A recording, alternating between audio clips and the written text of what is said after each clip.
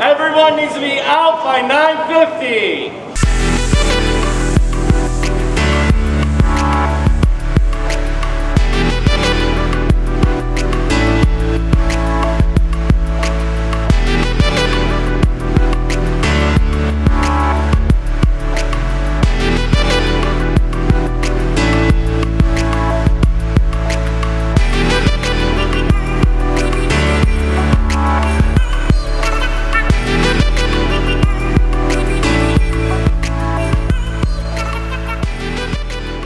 So one of the funniest things about doing London Calling today, which by the way went really well, and I'm not just saying it because we were kind of part and parcel of it, I totally recommend you check it out. It was kind of a really cool tour of so many exhibits. But the funny thing about doing it is, just before we started London Calling, none of these barriers existed. And as soon as we started London Calling, and Lauren and I and even Ian going around, checking out all the exhibitors and the displays and everything like that, they just seemed to be following us around. And as quick as we were going around and talking to people, they were like literally behind us, putting up these barriers. And under the circumstances, I think we did pretty well actually. I think largely thanks to Lauren and the fact that she's so flexible. Honestly, she's a proper star, she was. So big shout out to the brightest, which bricks.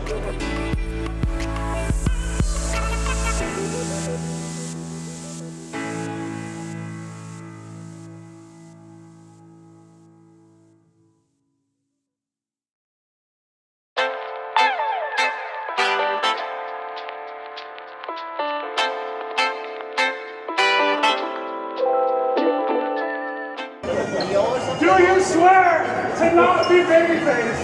Yes. Yes. And do you swear to build awesome MOCs? Yes. And do you swear to not be twins? Yes. Welcome to the BBG. So I'm not quite sure what I've just witnessed, but anyway, I'm here with Nick that seems to be part of the sort of inaugural ceremony of sorts. So Nick, what did I actually just, or I say me, what did we just actually witness? So this is the Bearded Brick Guild. So it's the BBG. BBG, yes. Instead of the BBC, it's BBG. You've got the BBG. Yeah. Okay, so what about what have you? Yeah. One. Okay. Two, you have to be willing to go outside your comfort zone and do things. Okay. Like we just did. Yeah. That very. I could see you looked all tense and worried. Very tense. Very. Even for a big guy like you. Yes. But it's all about bringing all these builders together. Yeah. In a unique way. So of course, having watched London Calling a little bit earlier on, or parts of it anyway, obviously you realise it's now Friday, so the time here now is just gone 9 o'clock. For me, it kind of feels like it should be something like 4 o'clock in the morning. Even though I've been here a few days, you kind of think I would be kind of in the time zone, but honestly, I'm probably sleeping no more than about 4 hours a day. And I mean, I think most people generally do wake up maybe once or twice in the night, but for mostly, I'd just roll over and go back to sleep again. I'd probably start snoring as well. But anyway, that aside, because I'm here, and because it's kind of quite exciting and you don't want to kind of miss out, and what I mean is by missing out is not necessarily missing out on things to buy or anything like that, because most of the shops don't open, or at least the stores don't open until about 9 o'clock or anything like that. But when it comes to just being here and wanting to see what's changed, because every time I go down into the hall, it changes.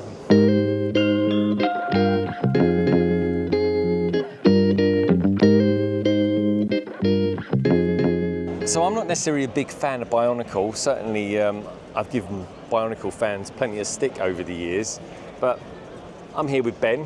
Ben's created this quite magnificent MOC. Ben, tell me a little bit about it, and of course you as well. So yeah, certainly. Bionicle. Why Bionicle? Bionicle is the theme I grew up with. Started with the early generations in 2001, 2002, when I came out with. And upon the close of Generation 1, not something I ever touched again.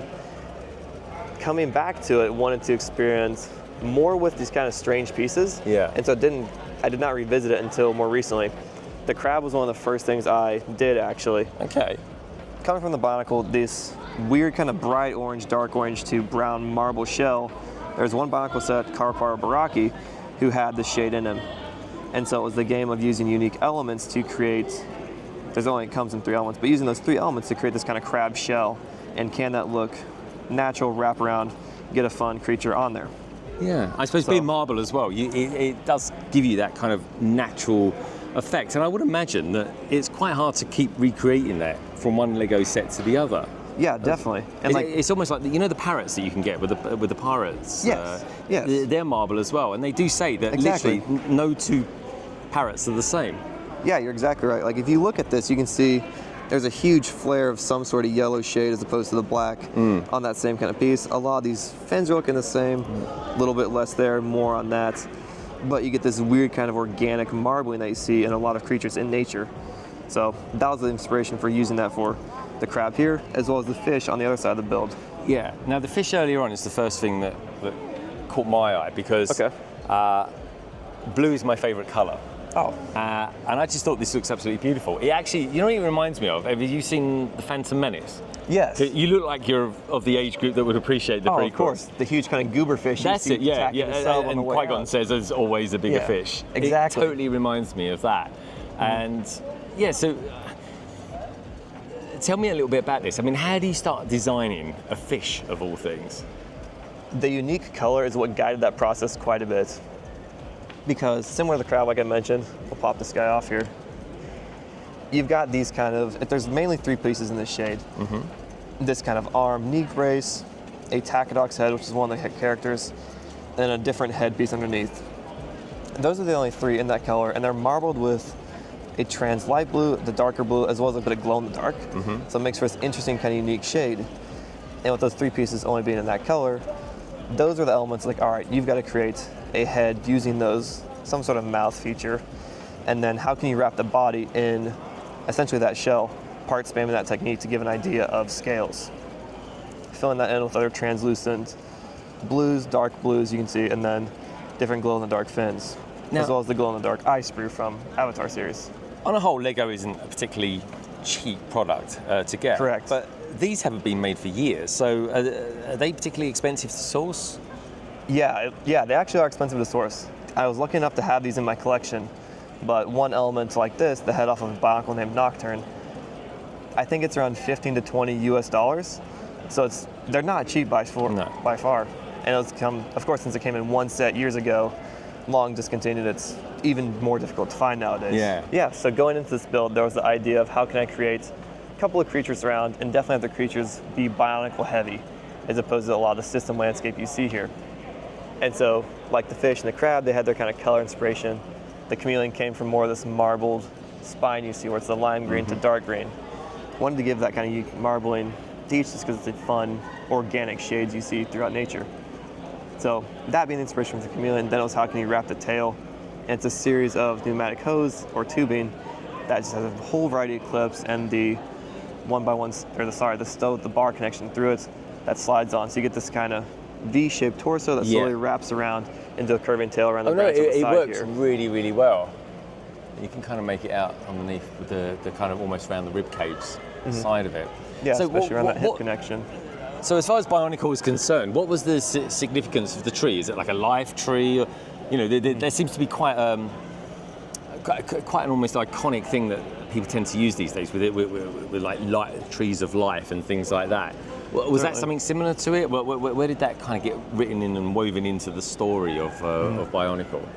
In Bionicle, there's similar to the Tree of Life, not quite. It's more, there's a different kind of tribe of people within each biome. So in Licoro, kind of the huge tree jungle village, there's a lot of musical kind of characters. Typically the characters in various shades of green you see around, but they enjoy various music up in the treetops, kind of air traveled by possibly chameleon, riding other gecko birds, things like that. But they're high up, playing in the trees, a very kind of whimsical, I'm getting relaxing kind of people. Ewok vibes about it. Totally, you know? yeah. Do you know what I mean? Up there to celebrate, not like a battle as much, but definitely can. And he's very cool.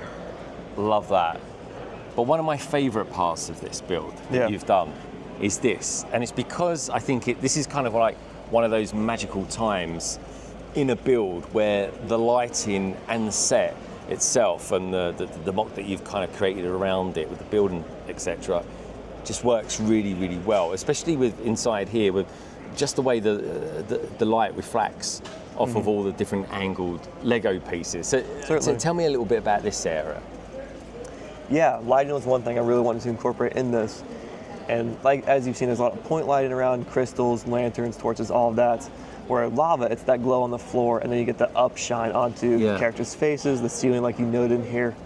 And with that kind of melted, cavernous rock, you get that really round glow around there. So rather than doing a lighting up above, as I mentioned, there's a series of dot lights connected on a cable running around the perimeter of this. And that's what points towards the center of the lava pool, but then also refracts up above, giving this totally different texture. It's really clever, it really is. So before things kind of go up a few gears, and while it's still sort of marginally, well, I don't know, there's a few people around. I mean, it is quiet really for the size of the space that we've got here. Just want to check out one or two sets before we go to bed, because it is like, I don't know, 9:30 now. And like I say, it's not particularly late or anything like that, but for me personally, it just feels so much later. It feels like it's the early hours of the morning. And do you know what? Largely to a certain degree, because of Finish London calling, it's kind of like a little bit of stress. I feel like a bit of a come down in a nice way. And of course, a lot of that was largely down to that young man there. More and more. Check him out, folks. You'll find him over on Twitch.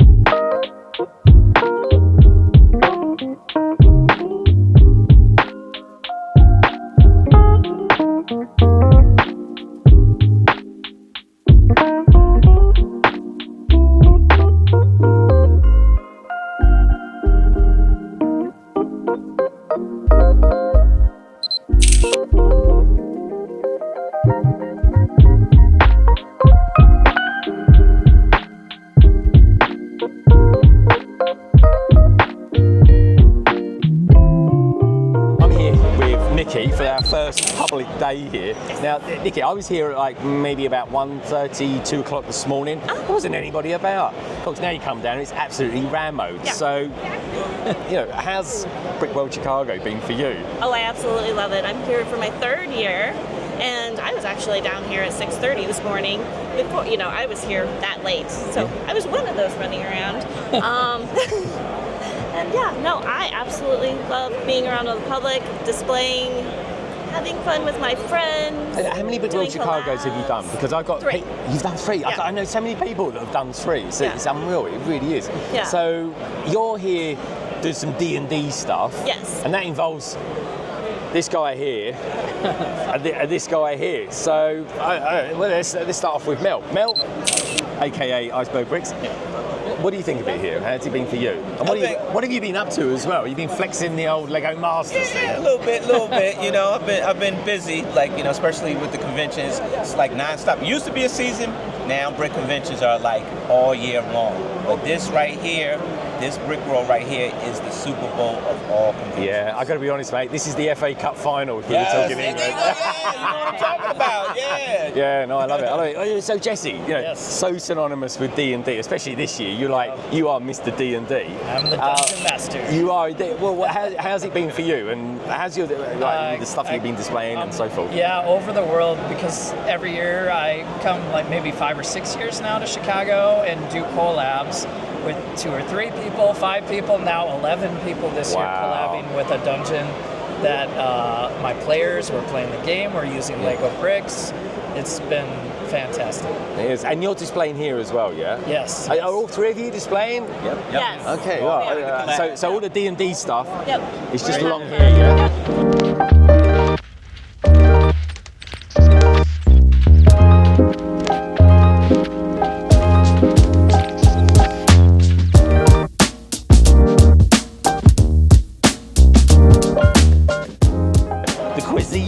Of the United States of America is something with cheese. Yeah, not very healthy. It's Pizza, cheeseburgers, hot dogs. So what's your favourite fast food? burgers, I guess. Yeah. You like a burger? Well, cheeseburger, double cheeseburger, extra pickles, bacon. extra pickle. I love the way the Americanism. So the Americans call them pickles. Back in England, certainly probably the rest of Europe as well, we call them gherkins. But anyway, yeah, the gherkins. It's a gherkin. That sounds like a monster. It does. That's a good name for a monster, actually, thinking about it. Anyway, that aside. Gherkin. So you're really enjoying this year, Yes. Brick Chicago 2024. What about Brick Chicago 2025? Do you think you might come back? I'm thinking about it. Yeah. If Cy O'Connor's coming. I think, yeah, and 2K foals as well. If you're coming back, Yeah. if 2K APOLs, I mean, honestly, I wasn't going to come this year just because last year, like I said, it was such a different vibe. But you coming and Tiago coming, Yes. that was very big because I was Yeah. like, when am I going to see them again? When am I going to get a chance to meet you guys? So, I know. So that was a big deciding factor. And then the girls, obviously, I want to hang out with the girls. Brilliant, yeah. So, Yeah. roll on 2025. 2025. When you discovered Brickmania was a thing for the military, how did that make you feel? Well, okay, so I'll just tell you the story of how I got into it. I guess would be better. Yeah. So when I got to Lego, I got to Lego through the modulars, right? That's how I pretty much got to go back into electricity. Yeah. And I was, after a while buying Lego sets, I was genuinely curious though if there was any military sets. Yeah. I didn't see any. I just typed in military Lego on Google. Yeah. And a lot of things I came up with like Kobe or like the Chinese stuff like Yeah. that. And then eventually, I found Brickmania. I think I searched it through Instagram. That's when Brickmania toys coming up. So I looked through their stuff, went on the website, and then I was shocked on how expensive they were. Yeah. And I didn't really fully grasp and understand the reasoning for it to be so expensive. Like I was just like, I can't afford this. Yeah.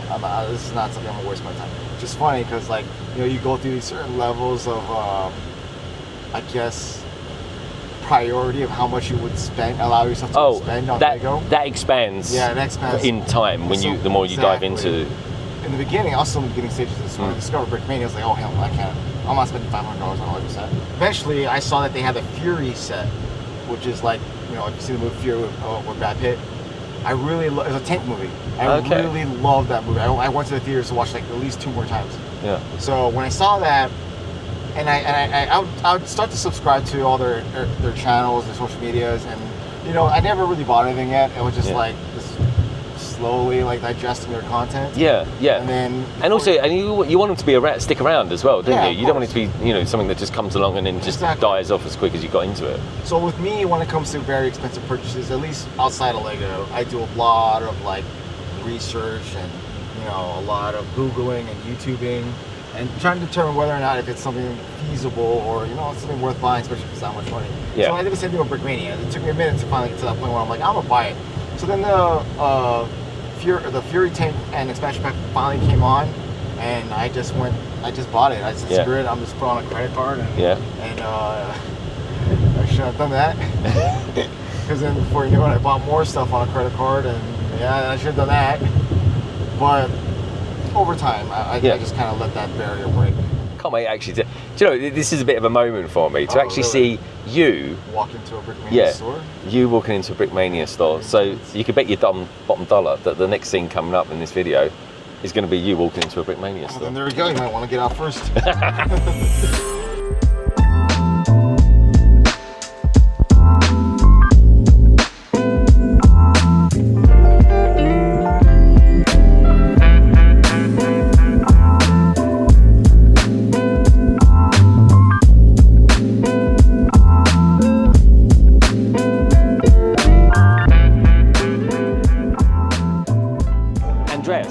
Tell us exactly what you do here at Brickmania. Yeah, so I'm a designer for Brickmania.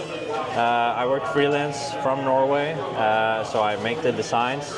We build tanks and trucks, planes, all military vehicles basically. And I send this off to Brickmania, and then it gets produced as sets. So we gather parts from Bricklink or Lego.com, like pick a brick, just like everybody else, really.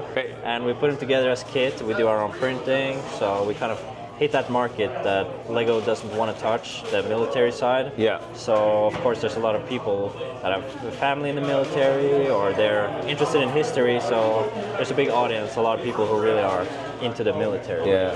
Okay, well, I mean, looking at these sets, they are really, really cool sets, but I have to say, the one that actually caught my eye is this one. And so, with that in mind, straight off the bat, I picked it up. So this is technically going to be my first ever Brickmania set, but it's kind of like a parody to Lego Classic Space. Yeah. So tell us a little bit about that. So it's like a homage to Classic Space. I'm a huge Classic Space fan. I didn't grow up in the 70s or 80s, but my dad did, so I got some of his Lego. So I remember playing. To be fair, I'm probably as old as your dad. Yeah, so when I was playing with like that Lego, I have a lot of childhood memories of playing with that, and I just love that classic style and going back. The rebooting with the Galaxy Explorer and the Blacktron sets coming back. Oh, so I love the exciting Blacktron. Can I just say though, the colours that you've used, the grey with the orange, I love that combination. Orange, for some reason, orange in like almost 70s sci-fi, it just works. It's kind of like early Star Wars meets the 2001 Space Odyssey, something like that. Yeah, and this is the dark orange color too, so it's a color that when you look at our kits, it's mostly like gray, green, and tan. I don't really get to use all of these fun colors like the sand blues and dark oranges. So. I know, it's a bit like Star Wars, isn't it? Everything is kind of like, hard grey all the time, the dark bluish grey stuff. Yeah, and when we were making this, also that classic helmet came in dark grey. So I had just had the feeling like, we have to make a dark grey spaceman because Lego doesn't have one. And tell me about the logo as well that you designed. So you got a little bit of kind of Lego Space meets Brickmania logo. So that's the Brickmania gear. We have a gear for our logo, the red one, and then we have our own take on the space, with the swoosh going around there. It's pretty fun. Oh, it's brilliant. It really is.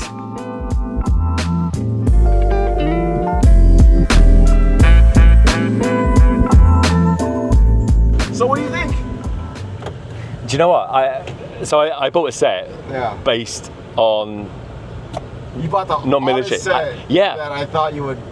I'm surprised. Like, okay, well, I'm surprised, but I'm not surprised. I'm surprised the fact that you went into a military store and bought a set that has nothing to do with the military.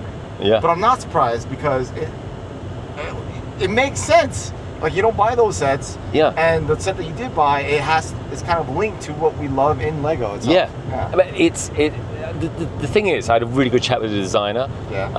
Andres, really nice guy, and I just like.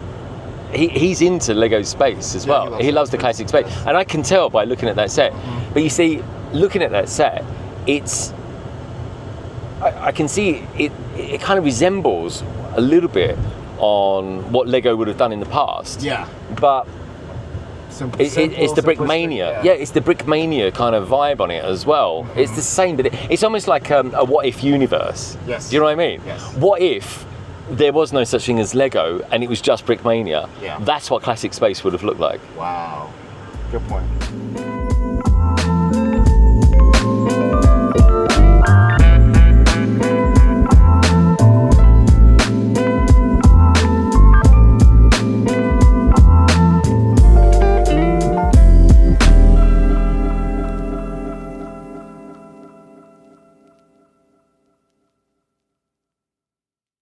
Do you think there was a time ever that people kind of converged all together? Do you think like maybe sort of around post-pandemic, there seemed to be a real kind of euphoria when people were once again able to kind of mingle together? Right, and you had the online space really come up, like a lot of the social media, and word got out about these conventions, and I think people are really excited to travel again and meet people and make new friends because of just the overwhelming kind of isolation. Yeah. Like they've still found, I think, Lego as a hobby, as a very nice, independent, getaway and comfort. But then, eventually, it's almost like human nature to like, I want to share this with someone. Like, who else likes this thing? Yeah, and I think when Mark kind of, I wouldn't say necessarily acquired, but it became his thing. I think for the first year that happened, I think he had to. I think Brickworld Chicago just didn't happen for 2 years, whereas most conventions it was just it was 1 year. Yeah. And it was that timing as well. Yeah. Like this summer timing, it was still a little bit too like, we're going to hold off. Do we or don't we? And it was hard to commit to anything because so many things were getting kind of stopped at because the last minute. Virginia was the first big one that first year of everything reopening, and that's the first one I went to. But what I specifically remember about that time as well was just this overwhelming feeling to want to kind of get out there and get somewhere and all be together, because we'd had like quite a while of so many people just banding together online and live streams, Discord calls, groups forming, all kinds of things. Yeah, Zoom became a household name, like literally overnight, wasn't it? Skype, Zoom. Honestly, Zoom, Skype's a little bit old. Well, no, but you know, you had, and I think Teams. Like WebEx. Remember WebEx? That was a thing back in the day, but it was overwhelming. And I remember when it kind of happened, and I felt then an overwhelming sense that I wanted to get to Brickworld. And I think I might have mentioned it once on the stream. I'd like to go to Brickworld Chicago. And of course, I think a lot of people at that time kind of thought that maybe I was going to go out the next year, which would have been last year. So I got quite a lot of grief for not going out there last year. Or teased, really. It wasn't really grief, it was teased. And so I was kind of highly committed to coming out this year as well. This year's a special year for me anyway, so I thought, well, why not push the boat out? My preconception on coming out here was I'll probably do it for this year, and then if I like it, I'll come back in 24 months. But 2 years. Exactly. So it's math inclined. So, apologies for that. So yeah, and having been here now, today for me is the last day. Saturday. I'll fly to Boston tomorrow, and so kind of I kind of feel like things are winding down a little bit for me anyway. We've still got some great things to do tonight. We've got the World of Lights. The World of Lights. Yeah. I can't wait for that. That just doesn't happen anywhere else in the world. So I'm. And this convention is the darkest. Like, they're allowed to get the darkest in the convention because of the emergency exits. Like, it's okay. Like, for safety reasons. This convention is gets the darkest, so the lights are the most intense. My only thing I would like to have seen, right, is obviously New Hiroshima, but I'm kind of edging my bets because now I'm kind of in the mindset I really want to come back next year. And there's so many different layers as to why I want to. Oh, of course. You know, I think for me personally to know that I'm not coming back next year would be for me quite a sad thing, because you've got friends here, you've got the builders here, the MOC, the people displaying, the exhibitors, and it's kind of like a very focused, concentrated time and place to do everything. So if you was to do one thing, one exhibition, one so-called brick festival or whatever for the year, this would be it. Certainly in the Americas anyway. I think for Europe, Bricktastic is really good. That's what it seemed like. For an American, like, outside looking in and looking over. Like, I feel like I felt how a lot of people, and I feel like you all felt, looking outside in at Brickworld Chicago, because I know so many of you all from, London Calling and Tech and Not That Sam Smith and Tommy C. Bricks. And I've talked with them so much and I've gotten to know them over such a long time. But I knew so many people over at Bricktastic. I'm like, that looks like so much fun. And I was just like, I have Chicago coming up. and it just feels like it's really strange. I mean, seeing so many people for the first time in real life, in the real world, the first thing that comes into my mind is, oh, wow, you're a lot taller than I thought. Or, my God, you're shorter than I thought. A couple of people come to mind. Subtle, Greg. But it is. But it's. You know what the Brits are like. We quintessentially always talk about the weather. And here at this convention, how the tube's running. We always, or not, as the case may be. But we also. Here, one of the first ports of conversation is, oh, how tiny you are, or my God, you're taller than I thought you was. This weird preconception from the internet of like how these people appear in our heads. Because, well, online we're all the same height. And it can just be from like a camera angle or like how they seem. And it is really quite, it can be quite jarring sometimes to see. And I was quite nervous about that as well, because we're coming here this year with, the big guns here, M&R, Tiago, Holly, and you kind of, I kind of float around circles around them. I kind of gravitate around orbits, shall we say. But they are so welcoming, and everybody is as well, and that's on all levels. And people that have built their MOCs, they genuinely want to talk about what they've built, where they got their inspiration from. So and a lot of these people have worked years on some of these MOCs, like not just months, like some of them years, and like the amount of resources they've put into this in time, you know, they should want to talk about it.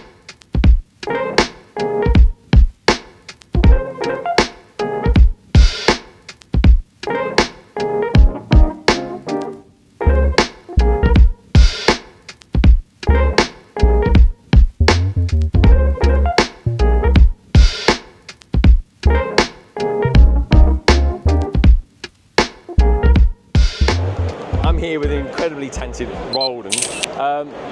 Roldan, last year you were synonymous for doing a really kind of memorable kind of structure in the form of the Knight on the Horse. Yes, yeah, and people were saying, yeah, you should, what are you going to build next year? So I kind of had to top that.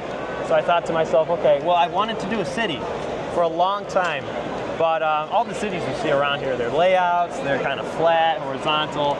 So I decided to go vertical and put a shape to it. Now, the most recognizable shape to people like you and me is the person themselves, the human figure. Indeed. So, and I specialize, I've been building figures and human people for a long time, and animals, so I was able to kind of mix my genre, my niche into that. And where did you get started? Did you start with the feet? Yeah, so I actually started with the base and the Technic skeleton that holds this whole thing up. Really? Oh, right. So it's not just clutch power. You've kind of used arms and pins and stuff like that as well. Yes, yeah, loads of it. Because if the skeleton wasn't going to hold, the whole thing wasn't going to work. So. Got you. And after that, I built the houses around it, almost like a skin. Yeah. Now for the houses, I actually took out like 20 books from the library, from houses all over the world, and said, okay, I want that one, I want that one. What colors? Oh, right. So it's not one architecture or anything like that. You've gone for all different architectures from all over the world. Yeah, mostly, but not too crazy because they had to be cohesive together. They had to look good. Yeah, the colors, the architecture. So, what part of it did you find was the most challenging? I think the most challenging part was covering up the Technic skeleton while still looking organic enough with, level houses and straight lines. Well, I've looked at this about 20 times since I've been here, the show since Monday, and everybody who's looked at this thinks that this is adhered together by clutch power. We cannot see any of the techniques in this at all. Yeah, unless you look like really closely, maybe a little bit under here, which I didn't finish. You can see some technique. Got it there. That's right. You could put some solid glass panes in there or something like that. Right. Might cover it up with some foliage or something. Foliage has got to be good for something. You may as well use it for that. And as for the lighting and the mechanisms, that's an added bonus. I'd never brought a mechanized model to Brickworld before, and this is only my second lighted model. So, and is it based on any sort of mythical person or anything like that? Because I mean, the face itself. I mean, it's one thing putting homes and houses and different types of architectures together, but when it comes to something like the arms and the face, I mean that's a different thing altogether. What kind of gave you the inspiration behind doing that? So I've always wanted to make human faces. I sort of jumped into the life-size building this model. Yeah. Just because a lot of faces you see around, maybe like Lego, the helmet series they're doing, a few other people, they're kind of blocky, they're kind of studs and everything. I wanted to try and make it as smooth as possible with kind of some of the newer pieces. Oh, it's brilliant. The way you've done the eyes, beautifully lit up as well, by the way. The nostrils and the mouth and the cheeks and the structure around it. I mean, it's almost like phenomenal rockery, almost like the Hollywood Hills. Oh yeah, it kind of reminds me a little bit of that. But yeah, so tell me, this whole thing is like beautiful, but what part of it are you kind of most proud of? I am most proud, to be honest, I am proud of the face. I am proud of the head, the whole head of it. Just because I actually did that the week before I was coming here. I don't know why I left it to the last thing, but somehow I managed to do that. And getting it to scale as well. And roughly how tall is this? I mean, So actually, I based the whole thing off of myself. Oh, really? So you're like 5'10"? Yeah, 5'10". So 5'10". The face is just slightly smaller, just a tiny bit. Yeah. But face is not based off me, of course. And how many Brickworld Chicago's have you been to before? This is my third. This is your third one. Yeah. So many people I've spoken to, it's been their third one that they've come to. And having been here for a few days, I guess. Right. Yep. What MOC have you seen that you would say to people, yeah, you need to get over and see that? Really cool Sonic one over there, Eggman. Oh, that's the big Eggman kind of mech. The shaping on that is really, really good. Yeah. Well, Roldan, thank you so much for your time. I'm going to go and check out that mech that we were just talking about, and enjoy the rest of your Brickworld Chicago. Thank you so much. It's been great showing it to you. So one of the legendary things about Brickworld Chicago, and actually kind of American conventions altogether really, is this garage sale. Never done one before, gonna do it now. Oh, I keep sinking into your blue, yeah, I keep sinking into your blue, stars, I keep seeing stars inside your eyes. So something I noticed, Jessie, when I walked in here, right, is that the humidity went through the roof and the temperature went up like about 25 degrees. Sam Smith is sweating like I have never seen. Like he's sweating so much, it's quite unnatural. It's like someone's just pouring water over his head. It really is. Probably 30 degrees. Is the aircon even on in here? Oh, I don't know. But I think they broke it if they did. I think we're about to break it if we keep going like this. Hey guys, what are you getting? You're looking like fully laden here. This is all hers, right, Greg? This is all. Seriously? I didn't pick up anything. Seriously, This is all for you? Yeah. Except for this. Who's that one? Overwatch. Oh, what Overwatch is it? Nice. These are all hers. All right. Next year I know to go with lightning so I can tackle more.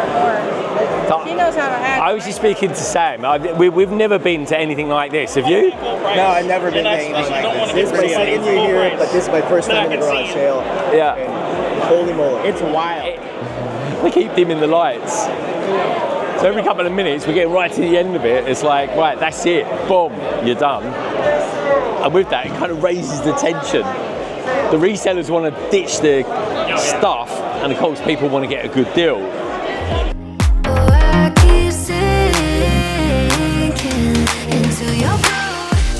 So really quickly then, while everyone's actually piling out, let me show you what I've got. Here's the goat. This is some dude was just selling a 3D printed goat. So there's all sorts of colours that you could get. You get white ones, effervescent ones, multicoloured ones. All the white ones are gone, which was probably my preference, but as you know, I love blue, and this isn't kind of like hopefully it shows up in this light, but it's kind of quite teal, but it's super light, so it's kind of quite convenient to take back to Boston. And the other thing I got was this, and this is a Target exclusive, only at Target, and it's set 40358 Been There donut, which I think is brilliant. It looks so cool, and it will look absolutely brilliant in my city. Got 1, 2, 3, 4 minifigures, and you get a dog in there as well. Absolutely plenty of donuts. I tell you what, this will look good outside.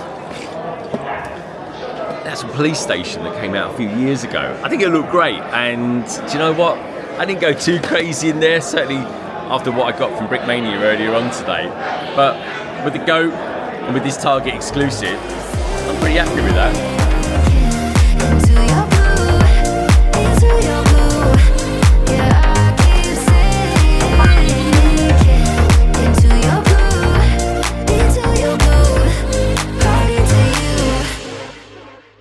I'm with Andreas, and well, it turns out that we're both kind of Trekkies. Of course we are.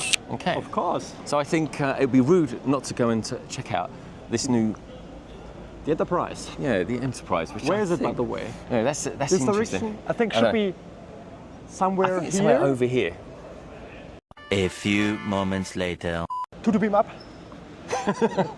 Would be better instead of walking. Just saying, it was a long day already. Yeah. Do you think we'll ever have that technology where you can just this will simply get never beamed happen. up. I mean, some stuff is, happened already. Like, remember, would it like be? Picard Oh, there it is. That looks holding like a it. tablet back in days, which is out there now. Yeah, I mean, yeah. in the. Who's your favourite captain, Picard or Kirk? It is from all the captains. It is Picard. So my ranking would be Picard, Cisco, Cisco's very good, yeah. and then Kirk. But I mean, it's Kirk. Yeah, then Kirk. I thought Kirk used his resources very well, what he had. So Kirk is a really good captain. Yeah. But I mean, seeing Picard, like, I mean, we don't talk about Picard. We talk about the next generation. Yeah. So, but I mean, he's the best. So let's bring it back home to Lego. Yeah, we shall can talk. We should do a podcast about Star Trek, by the way. Then I mean, anyway, here's the ship. So the NCC 1701. Of course. Which is another ranking here. I would say the D is still. I mean. Oh, you're a this D is fan. the ship. I'm a D yes, fan. no, see, I'm all in on this. See. Here we go. We got the disc part of it, which, you know what, like the D, actually could separate from the hull, because this is regarded as the primary hull, I believe. Yeah. And this is the secondary with the engines and everything like that. And of course, in the Wrath of Khan, you had like some amazing visuals as well of it. But I don't know, I think the hardest part of this entire model is, of course, that because of gravity, it's not really an issue in space, it is, of course, keeping this upright and the nacelles as well. So I think all in all, the shape is really good here. If we come down here, I will. This I always think is the best view of the Enterprise. Yes. Especially when you kind of sweep it across and anything like that. I think the hull looks really, really good on this. And the photon torpedo tubes as well. I think they look great. There are many details here which are really good. And so my favorite part actually is like, it's a warp engine, of course. So here we go. But like the grill pieces are really nice. Yeah. So it looks good. Adjus, thank you so much for your time. Yeah, thank you so much. Have a great show.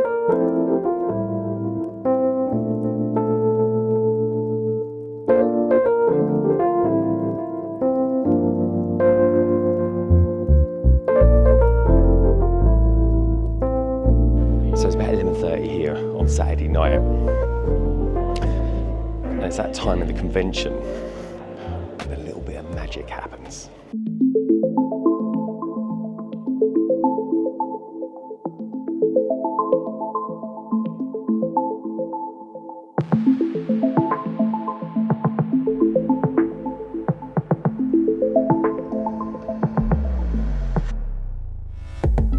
This experience is like completely unique to me. Eric, you've been here a few times. I always ask people this question, but how many Brickworld Chicagos have you been to? I believe this is my 10th. 10th? Oh my God. Honestly, everybody else I've asked has literally been here about 3 times. You're the 10th, so you must be like 2012 was my first one. Like a founding father or something. No, 2007 was the first one. Okay. Yeah. So, but yeah, I mean. So when did this all come about then? This light up the world, or? Well, it was basically meant to kind of honor the father. So basically, they run the light show and basically until midnight the next day, which it becomes Sunday. Yeah. And then it's Father's Day. So this is kind of a way to tribute the fathers. And so every year, Brickworld is always on Father's Day. Yeah. And so we light up the entire convention hall with as many MOCs as we can with lights to just kind of commemorate and to honor all the fathers, and whether they've been fallen or living, and just really let them see what can be done. Eric, that is an absolutely lovely sentiment. It really is.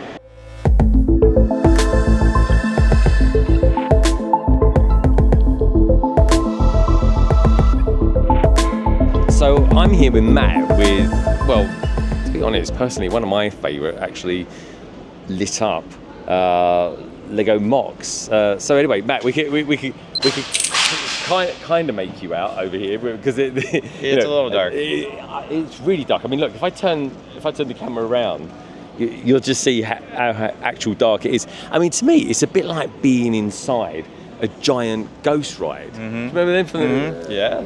So anyway, back to Lego. Tell me a little bit about this. I mean, this is a big kind of Marvel mock construction that you've got going on here. Some of them look like standard Lego sets that have been modified and customized by you. Yeah. But you've also gone one step further. I say one step, probably about 10 steps further, and lit up the entire city, as well as having a subway as well. So anyway, tell us a little bit about it.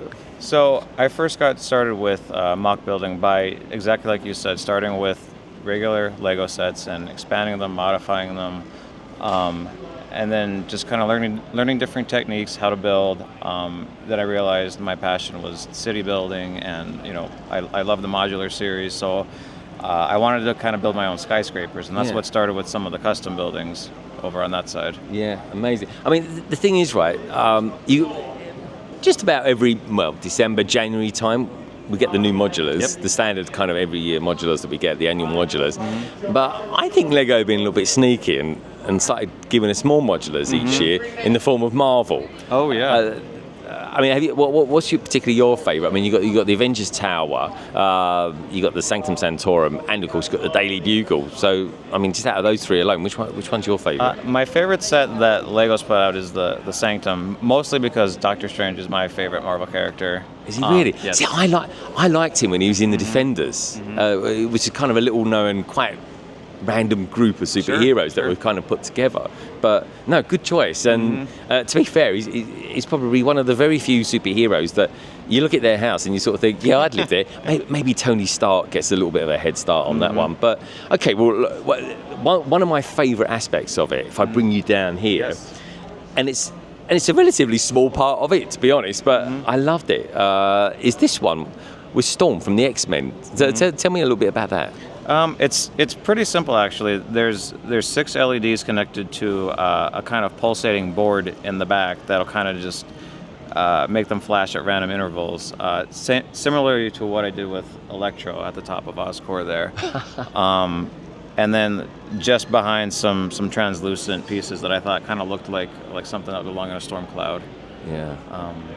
It looks great, honestly. The cloud itself, it kind of reminds me of a sort of cloud that you get in the Monkey Kid sets. Yes. And I love all that. The mythology behind that theme is just fantastic. It really is. So what out of this whole city that you've got here, what would you say was your favourite part, your favourite light maybe that you've used? My favorite light, I'm really proud of the explosion from the Green Goblin explosion. Yes. I see, that looks fantastic. And what company did you actually use for these particular light sets? I use mostly Light My Bricks, and second, I use a lot of product from Brick Stuff. Brick Stuff, okay, brilliant. Okay, well, if anyone out there uses any of those, let us know what your thoughts on those products are down in the comments below.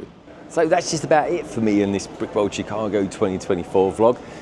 I do hope you've enjoyed it. I certainly have.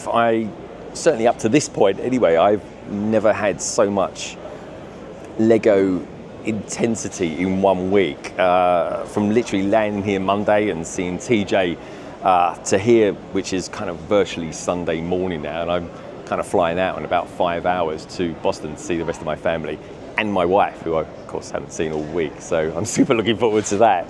I really hope that the fun, the excitement and everything has come through the lens, and you boys and girls out there have kind of enjoyed the journey that I've had as well. It's certainly been a week to remember, and if all goes well, then I'll be back in 2025 as well. So with that, if you did enjoy the video, then please do give it a thumbs up, and you know what, if you happen to be new around here as well, I would consider hopping on and subscribing and become a big part of the LBB family. For now, I'm going to leave you with some videos that I think you might like.